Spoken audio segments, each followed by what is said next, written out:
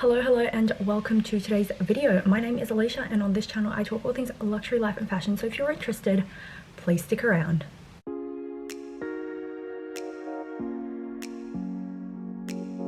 It is, I'm recording on my phone, blonde moment. It is about 9 a.m. on Wednesday morning. I definitely sound very nasally.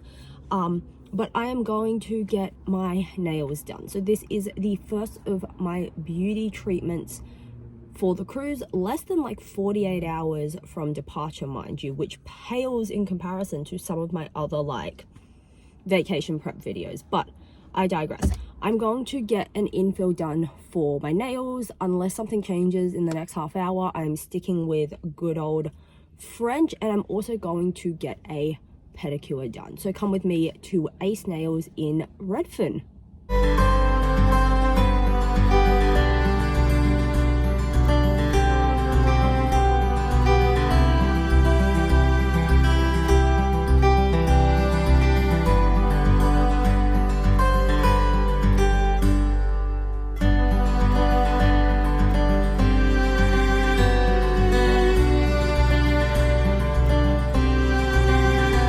So my nails are done as expected, French tip, but I did get some like little gold seashells added, so there's little gems. I will insert a close-up or closer up photo so you guys can see. I've got a cream cheese bagel, and now I'm going to talk you guys through the madness that is me packing. I am a huge overpacker, like self-confessed. Also Bobs likes to point it out. So I have a little bit of a packing strategy for the cruise this time. So what I've done is I have theoretically pre-planned every single outfit. I don't mean by like I'm wearing this on day 1, day 2, day 3. I've basically put together 10 outfits and 9 dinner outfits. So with Royal Caribbean, the dinners in the main dining room are like themed or like they're smart casual. So generally what I wear for dinner, I will not walk around in all day because sometimes they're dresses, every time it's a dress. So I've pre-planned my outfits, accessories included. So I'm going to show you a few of the items that I am packing with me as well, so you guys can get a little bit of an idea of what I'm packing and for what occasion and how much I dress up or dress down for any particular day. I do also have like backup outfits. I've packed 4 backup outfits in case I just am in a certain mood, or sometimes if I get an outfit dirty, there's always a spare. Now I'm very sparing on handbags for the cruise, obviously, because you don't need a handbag. I'm going to be taking the multi-pochette accessoire because I feel like that's the most convenient one. Like you can break it down into its separate components. You can carry something as like a crossbody, a shoulder, like it's just a very versatile bag. And again, because it is a cruise and you don't carry much, it has enough space to fit like a phone, my sea pass, and like my camera, but it's not bulky. It's not like my Neverfull and it's not like my Alma. So that's the bag I'm going to be taking. And then I'm also still going to be taking probably either the Alma or honestly probably the Alma as a day bag when I get to ports of call. The other option I had was the Jacquemus book tote, not book tote, the Jacquemus beach tote that I have, and it's not a secure bag. There's no zipper, there's no sense of security. It's a big gaping hole. If anybody wants willy-nilly, they can stick their hand in there. But yeah, I'm going to bring you guys into my bedroom and we're going to take a look at what I pack, and I'm going to give you guys some reasons, and we're just going to ignore the remote control that I've played with for the last 10 seconds. Alrighty, so unfortunately there is no flattering angle to actually get like my entire bedroom in it. So I've pulled some things out of cupboards and shelves and drawers, and I'm going to show you kind of what I'm going for when it comes to evening looks and daytime looks. So I'm going to start with daytime. Now you have to keep in mind that it is summer in Australia, and it doesn't matter what season that you cruise during, it is going to be cold on the boats. They will run air conditioning all day long, but it is Australia, it is summer, it could be 40 degrees, and we are top end, so it's looking to be a hot one. So for majority of the days, I have planned like a top and bottom situation, and basically a lot of them are bodysuits. I own a lot of bodysuits apparently. So an example of like a typical look is going to be, so this is a Hello Molly bodysuit that I would have shown you guys in one of my more recent hauls. It is now a staple in my closet, and these similarly are a pair of shorts. They're a little bit crinkled because they're fresh out of the wash, but this is something that I would like put together for a day. They're shorts. These are also appropriate for the activities. Now, when you're on board and you want to do things like rock climbing, or you want to go and do bumper cars, or you want to take part in a lot of the pre-planned activities, sometimes there are dress codes, and what they basically boil down to is no jewelry. They also don't like clothing that can get caught on things. So, you know, don't wear really loose pants, or sometimes don't wear like pants that have, you know, like not so much decorations, but like accessories, if they've got chains on them, that kind of stuff. And you have to be in enclosed shoes. I don't care how many pairs of sandals, thongs you bring at least one pair of enclosed shoes that are sneakers.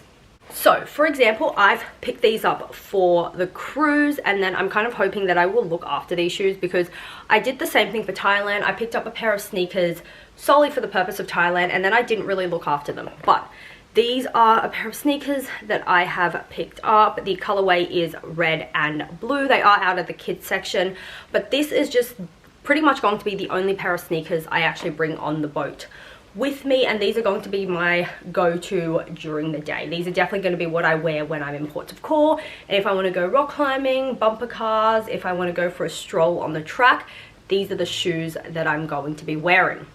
Sticking with the theme of shoes, now I own a lot of heels, and I'm definitely a heels to dinner type of girl, but I'm only going to be bringing 2 pairs. These are the Dior slingbacks, and these are the Bottega Veneta stretch sandals. Now I wanted a lighter pair of shoes and a darker colored pair of shoes, but also shoes that are comfortable. We are dining either on deck 4 or deck 5, and our room is on deck 10. So yes, we'll probably use the elevator, but there is still a little bit of walking involved, and you also just want to be comfortable in general. There is also the potential that straight from dinner we will go to evening entertainment of some sort, and that may mean the heels come with me. So I'm taking 2 pairs of heels that are on the more comfortable side. Let's talk evening looks. So like I mentioned before, there are dinners in the main dining room, and they generally consist of a theme. Now for most of the nights it's like a smart casual theme, but then there's some nights that are a dress to impress and a formal. I know there's like an 80s night and a tropical night and a white party kind of thing. So I'm going to show you what I plan to wear to the dress to impress night. This is a dress you guys may have seen quite a few times, and I do love re-wearing things. She's absolutely gorgeous, and that is the AJE blue dress. Now this is the dress here. She is floor length. I actually bought this originally for the wedding that I went to in Thailand, but I have gotten a decent chunk of wear out of her since coming back, because she just is gorgeous. She's a very, very nice blue. She's gentle on the eyes. She's floor length, and she's very, very easy to accessorize.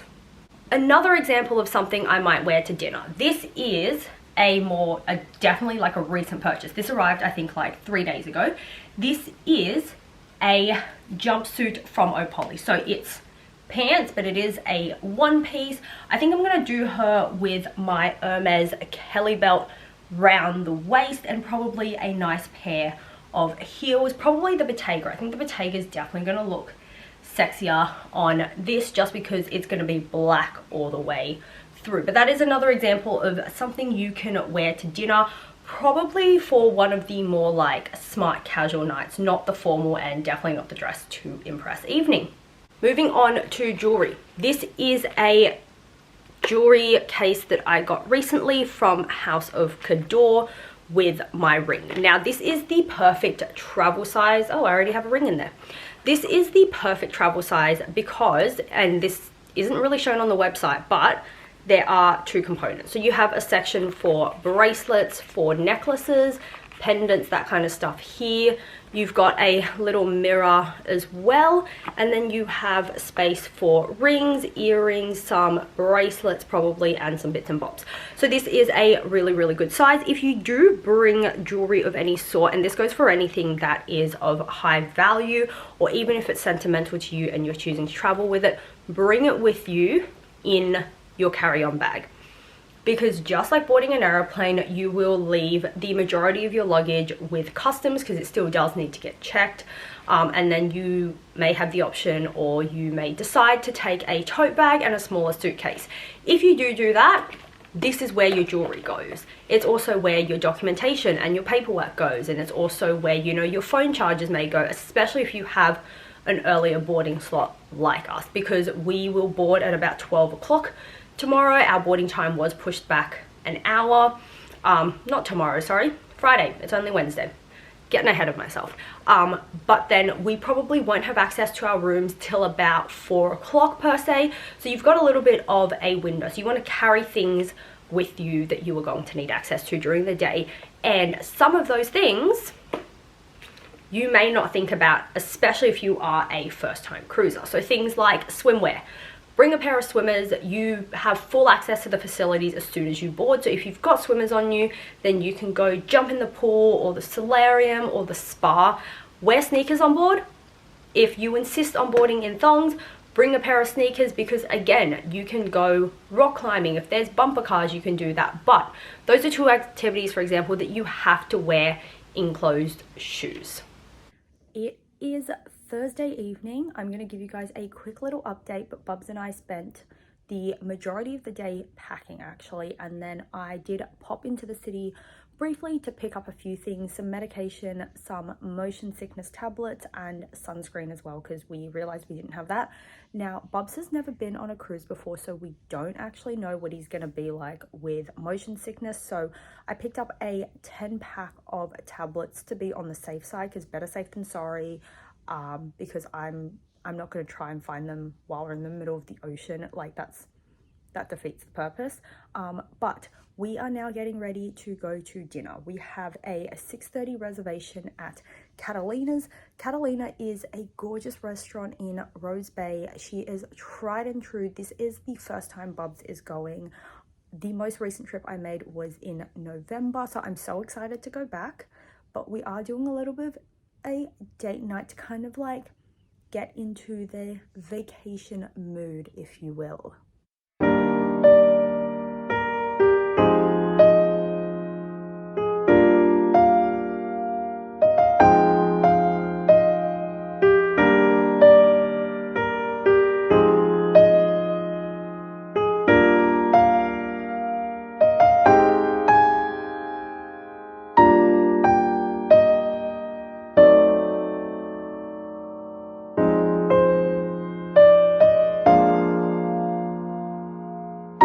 We have just gotten back from the hairdressers. I went to get a haircut, Bubs went to get a haircut. He no longer has a dead animal on his head, basically. And we are done for vacation prep, with the exception of a few bits and bobs. I still need to pop chargers and some skincare and all of this camera gear away. But that is it for the vacation prep. We're going to be on this boat in like 4 hours, so I'm super excited. But that is all I have for this video. If you have any questions, comments or queries, please feel free to leave them down below. If not, I will see you in the next one. Thank you so much for watching, and I hope you enjoy the rest of your day wherever you are. Bye!